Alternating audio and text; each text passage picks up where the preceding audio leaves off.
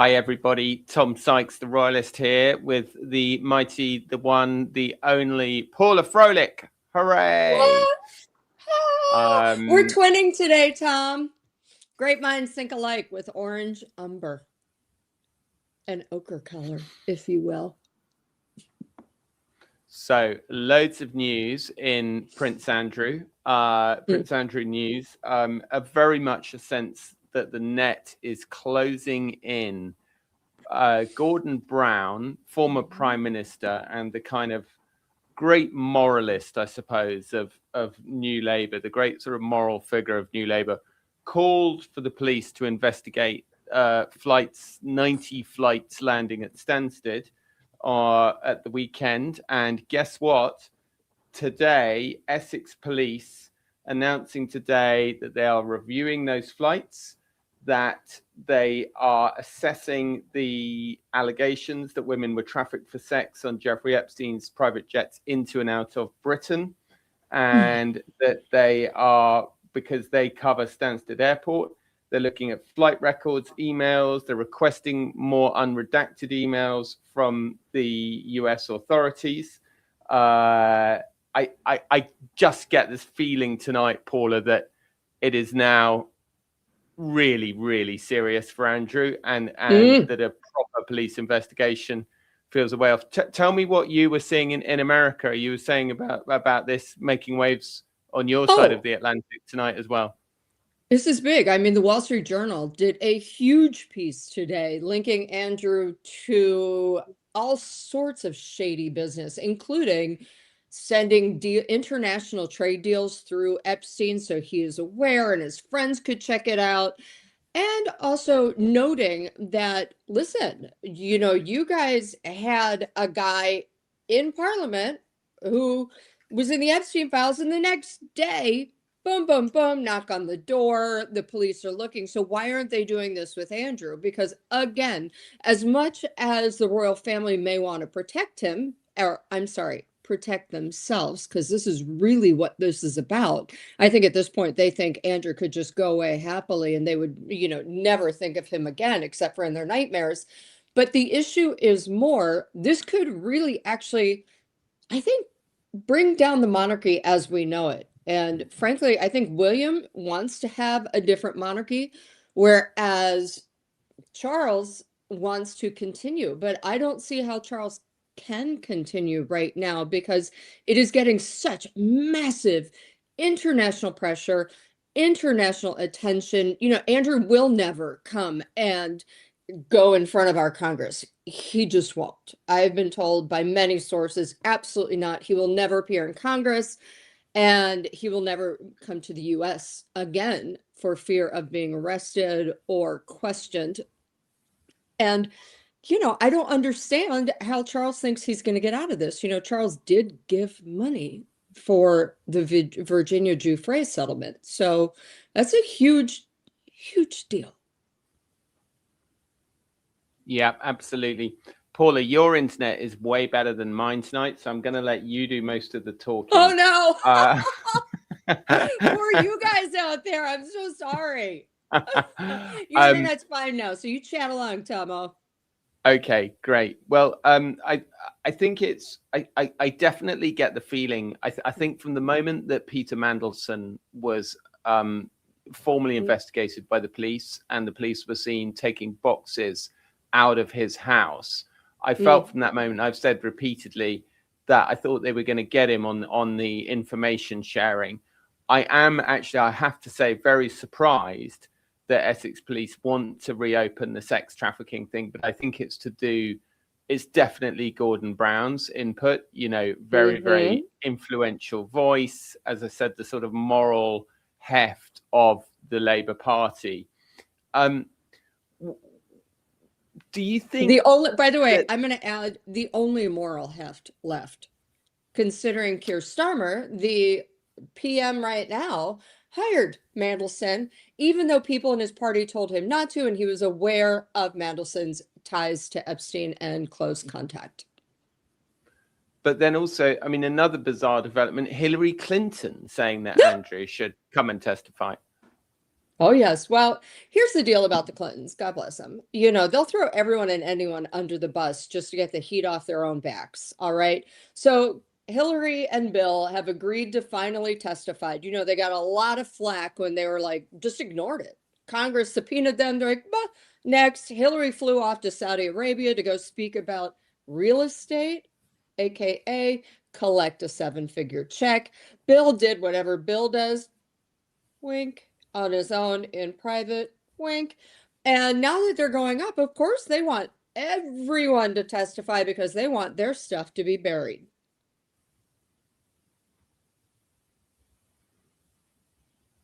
And yeah.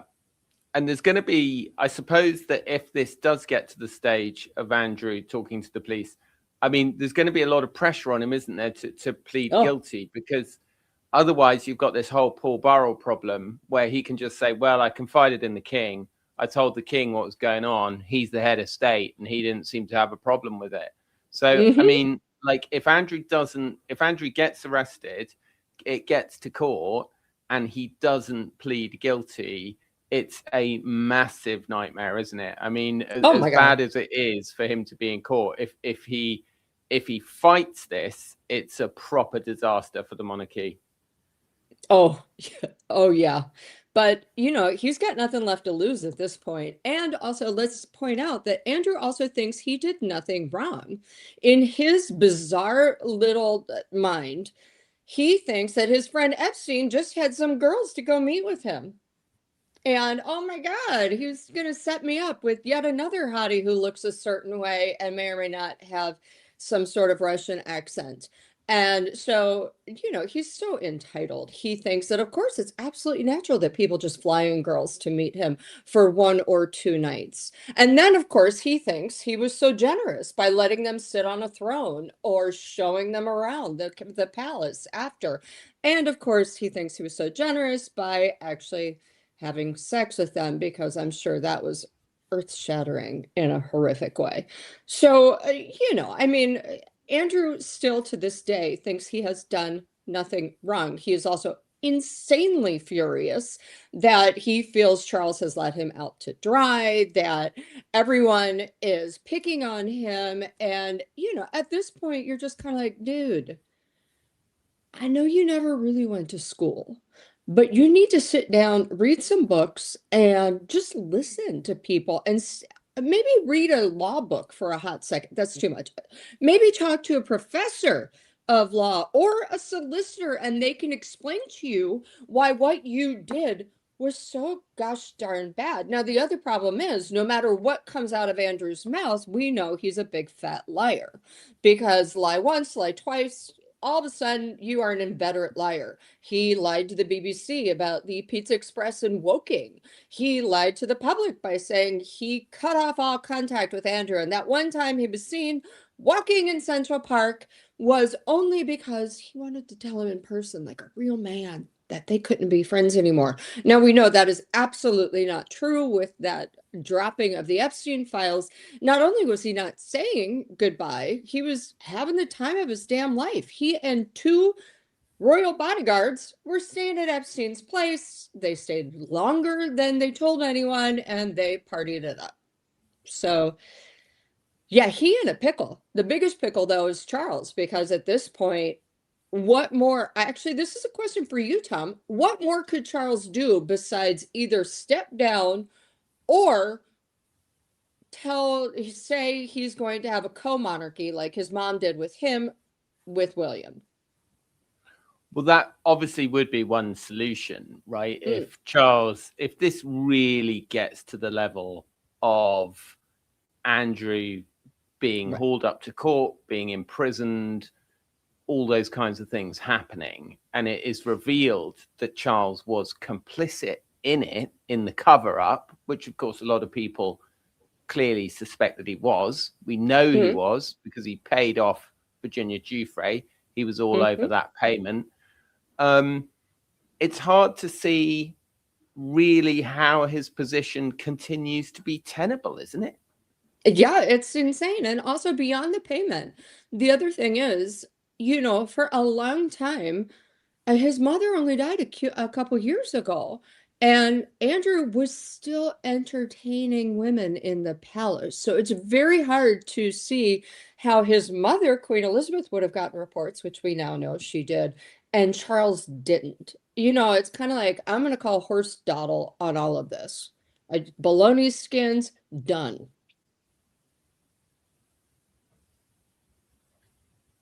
I mean, Tom, are you there?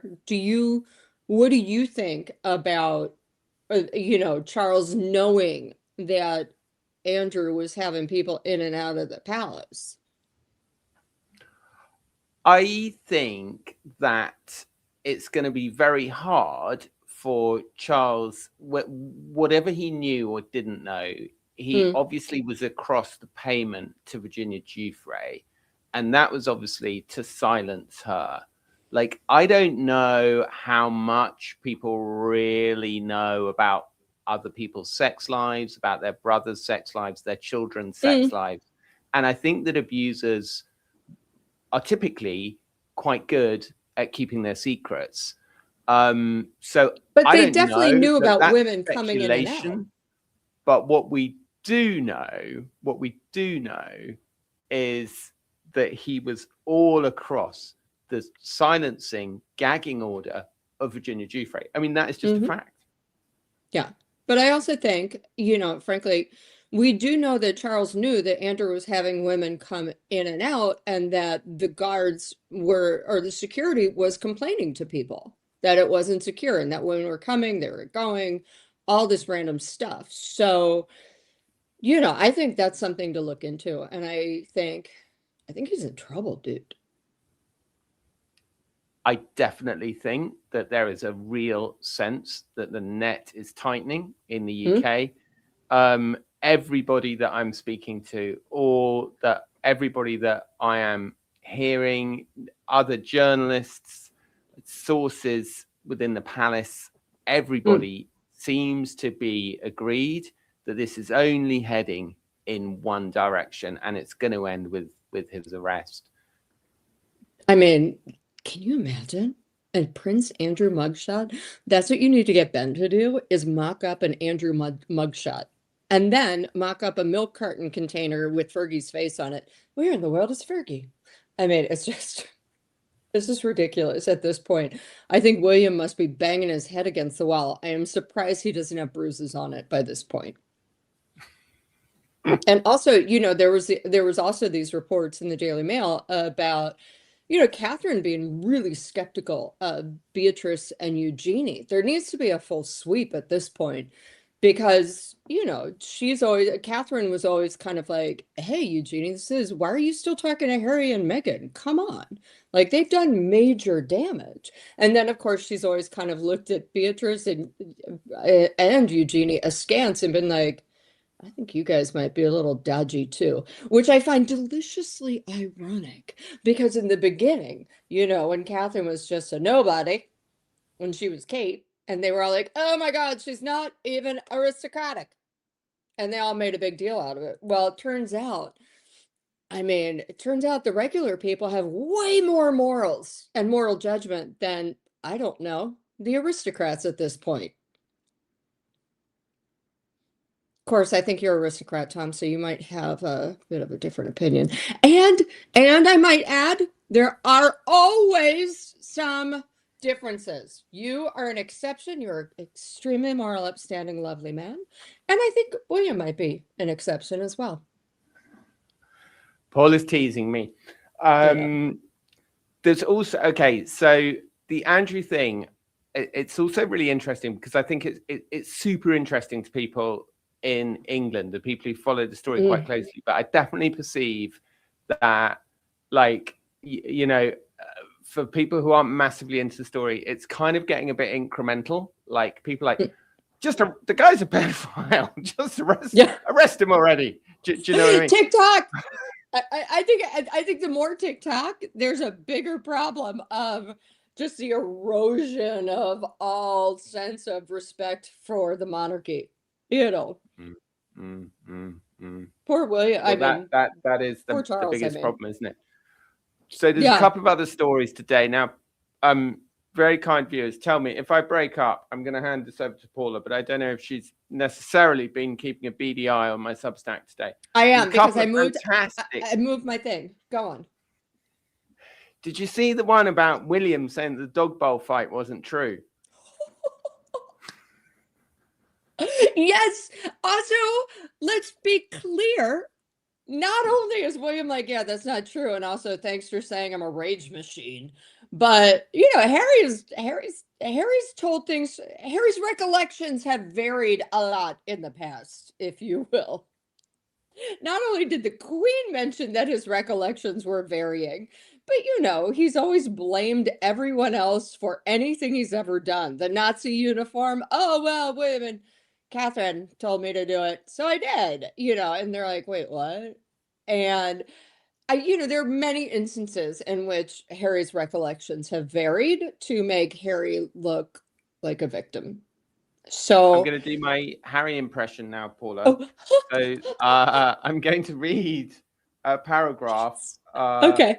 of Harry describing the big dog bowl fight. It all happened so fast, so very fast. He grabbed me by the collar, ripping my necklace, and he knocked me to the floor. I landed on the dog's bowl, which cracked under my back, the pieces cutting into me. I lay there for a moment, dazed, then got to my feet and told him to get out. And Okay, first of all, okay, so lovely. The bit I love about this story, the necklace is that he ripped his necklace. No, I don't mind the neck. I'm into the necklace, the collar, the grandmother collar. It's I landed on the dog's bowl, which cracked under my back. The pieces cutting into me. It's not the pieces cut me. It's they cut it. They caused a little bit of. Do you know what I mean? They didn't draw blood, did they? They didn't draw blood. The pieces. No, but also, let's be clear. At that point, I wouldn't. William denies it, so okay. And again, as I said, Harry's recollections always vary. However, I wouldn't blame William at that point for just being like, I am so frustrated with you and your nonsense. Because all he did for 2 years was spout weirdo beardo nonsense. And I mean, I'm from Ohio and Kentucky, and that boy would have been laid out flat a long time ago. And no, Megan clap, sorry, that was for you guys. And also, yes, metal bowls. I have metal bowls for Doug, just in case someone gets a little rowdy. Wink. However, I will say, yeah, in Ohio and Kentucky, that would not have lasted more than 6 months without a serious throwdown. So Can I say William also, it's actually very common to not have metal bowls, in my opinion. Oh, okay. You know what? Maybe it's a British thing. In America, it's all about metal bowls because it's easy. They don't break. You can drop them. Who has China bowls? It's very pretentious. That's what I'm saying. Like, to me, I'm sorry, but Harry would have grown up with metal. In fact, the Queen's corgis, as we know from the recollections of one of her footmen, was fed in battered old silver bowls that were like, old, knackered old silver ones. So there we go. So that would have solved it, Harry. Silver or ideally gold bowls would have been better. You know what? But then maybe Megan probably bought her own bowls. Quite as gold as William's bowls. Megan probably bought her own bowls. So she likes to aspire. A lot of stories today, I have to say. Anyone who's been on my Substack, see, I've been posting like crazy. And I've actually got a video that I recorded earlier coming out about the fight, so you can watch that as well. Do you remember the story when Harry was photographed in 2007 coming out of a nightclub drunk and bougie, which was this nightclub in South Kensington, owned by a friend of mine actually called Piers Adam, and Guy Pelly was also part of it. And we used to get great stories out of bougie. And Harry came out and punched a photographer. I mean, it was the most weird and inexplicable thing. It was like, it was the equivalent of a sort of mad sort of, it was just one of those stories, like you just couldn't believe it had happened. He came out of this nightclub, really drunk, got in a mad rage and like attacked a photographer. And he'd actually done it before in 2004, and he did it again in 2007. And sometimes people will show the photos. They quite often actually show the photos from 2004, but that's just a point for the nerds. But basically, this has all come up in the Mail case. So I know people have been asking about the Daily Mail case. It's ongoing. It's a long case. We're on week 3 or 4, I think, of 6. But it's getting quite interesting now because we're starting to hear from the journalists who are accused of writing these articles using unlawful information. And we heard from this journalist today who basically, Harry's saying, oh, well, you must have relied on unlawfully gathered information. He's literally like, I went through the cuttings, you know. I love that Harry thinks that everything. I mean, he's quite paranoid, and he's been quite paranoid for a long time. But a lot of his paranoia stems from his own I actually can't actions. hear you. I don't know if it's just me. Oh, can anyone hear me? Like, there's something definitely. I'm sorry. This always happens when we don't have Ben. Do you think people have noticed that we don't have Ben at this stage? I think they have. Probably. Can you hear Paula? People watching? Come on, send us a message. Tell us if you can hear Paula. Can you hear me? I'm singing right now. Yeah. Oh, they can hear you. Oh, it's just me. Exactly. Okay. I can hear you too. Yeah, they can hear you, but I have no idea what you're saying. Oh my God. Is that what's been going on this whole time? You've come onto my headphones. It's really awful. We really need Ben. It's terrible. Am I in your headphones? Ben, can you hear me now? This is like a bad. I can hear you now, but you've come into my headphones. I could hear you coming out of my headphones. Perfect. All right. Anyway, so this guy, Stephen Wright, he just said basically, the article reported that, and I love this. This is very, very cutting. The article reported that this is his defense. The article reported that as a serving British Army officer, Prince Harry was expected to conduct himself with dignity in public, and the reports of him falling over drunk outside a nightclub and allegedly attacking paparazzi, together with a series of similar incidents beforehand, created an expectation that his commanding officer would address the matter with him, which is a sort of brilliant way of basically saying, I made it up. I just, I saw the story and I thought he's probably likely to get disciplined by his commanding officer. But then he says that actually he got a freelancer called Peter Rose, who's, I think if it's the Peter Rose that I'm thinking of, I think Peter Rose actually conveniently perhaps is dead. And I think he was like the crime editor at the News of the World or something, and he'd worked with this guy before. But this guy weirdly was actually the crime editor at the Mail. Yeah, but anyway, if it's Peter Rose I'm thinking of, conveniently, Peter Rose is dead. So well, thank God for the Daily Mail is probably like, whooshoo. However, I mean, I think we've just seen this, and we've seen this before. Harry acting badly, then blaming someone else for his behavior, because he's still kind of a little kid, he's never really had to grow up and have responsibility. So he blames everyone else. Also, enough. It's geez, Pete, that was your own behavior. You're the one who got drunk. You're the one who went and made a fool of yourself and attacked photographers and did all this other stuff. Don't blame people for printing that. You're a public figure. And sheesh, it was also years ago, but okay. But it wasn't done. I understand that he was upset. I was probably like, oh, they got me again. But guess what? They got you because you put yourself in that position. I used to say at page 6 all the time. You know what? People would be like, oh my God, I can't believe you wrote that. You wrote that. And I said, well, then don't do it, dude. Like, why are you flashing me your crotch on a banquet and possibly spraying a crab into my eye? I don't want that. You don't want that. Don't do it. Yeah. Well, it's been marvelous to be here tonight. I'm kind of thinking that we should go before another disaster strikes. But we love we love being here. And I'm sorry, I think my internet's really bad. Yes, We do. Tom's having a minute, you guys. We love you. And the next one will be way more animated and together and less of me. and there'll be although- photos. There'll be so many photos. photos. We'll have Exactly. We'll have Although more, to be fair, I did get my hair cut and colored today, so I'm back to being a natural blonde. So yeah. Exactly. Looking fantastic. Paula, thank you so much. Everybody, thank you so much. Yeah, I did also, though, I did want to talk, if we've got enough internet holding up, I know this is like classic, like literally, if you look at any YouTube tutorial, it's like clearly signpost when your film is going to begin and end. Don't say you're about to end and then carry on. This is literally like how not to do YouTube.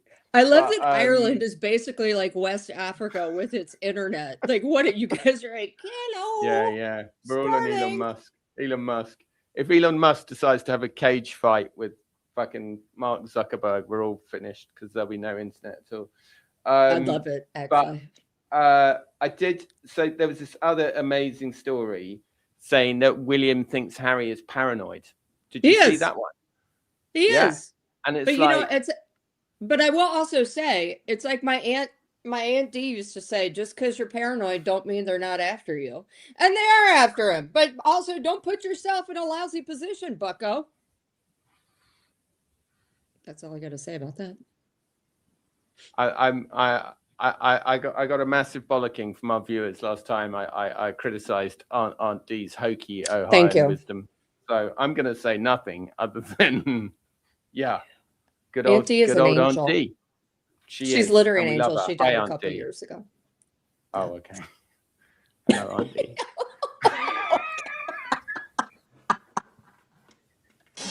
But like it is really notable, okay, that William is like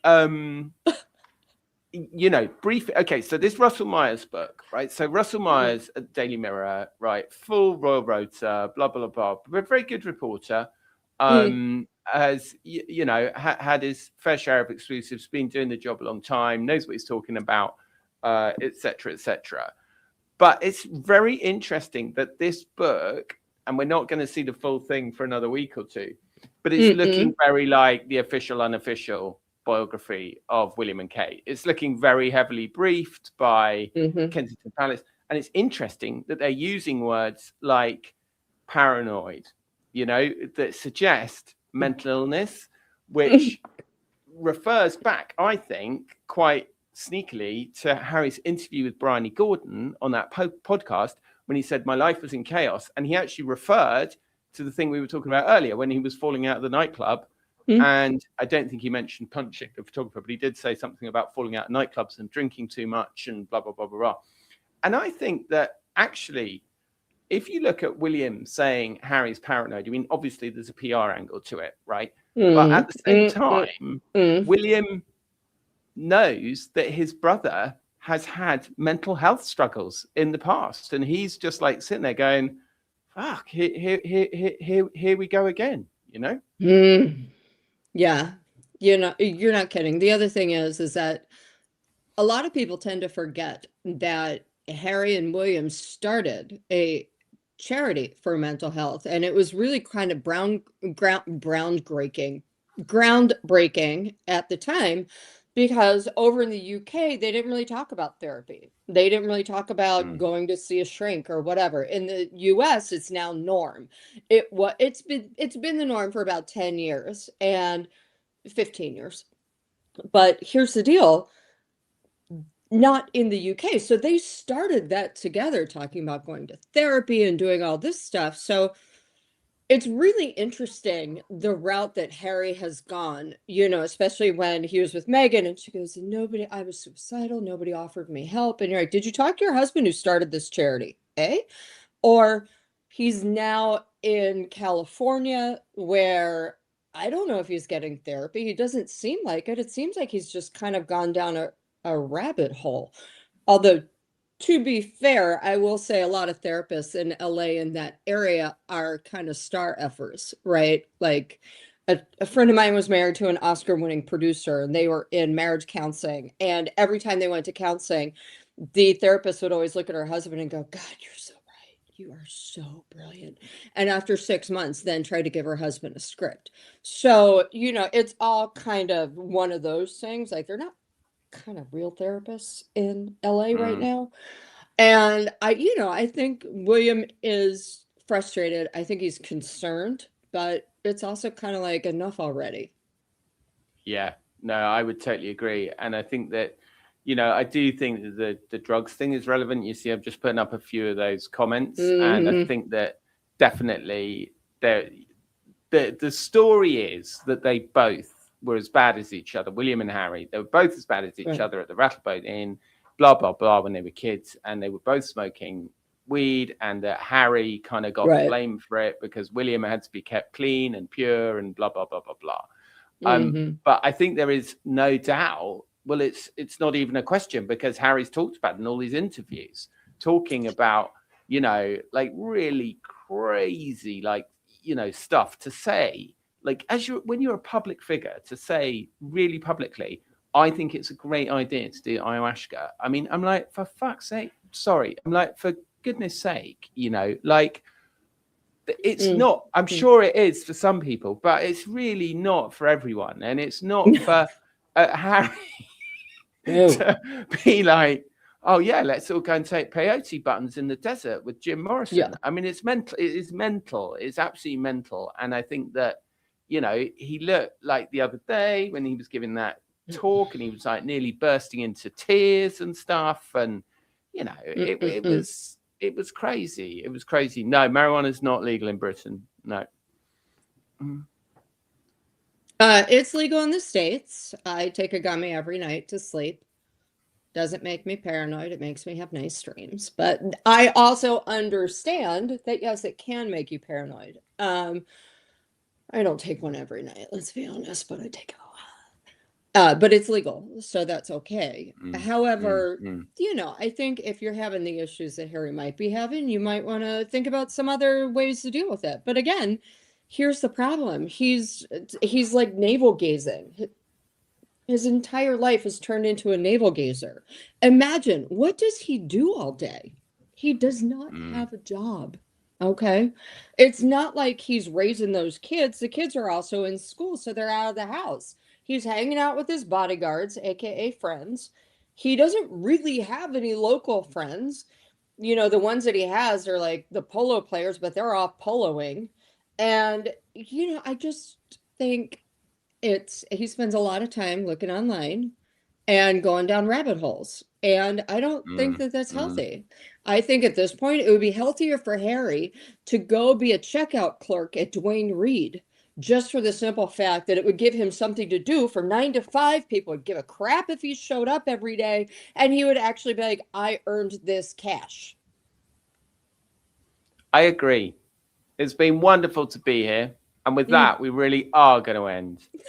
Love you, Paula. Bye. Love you. Love you. Bye, guys.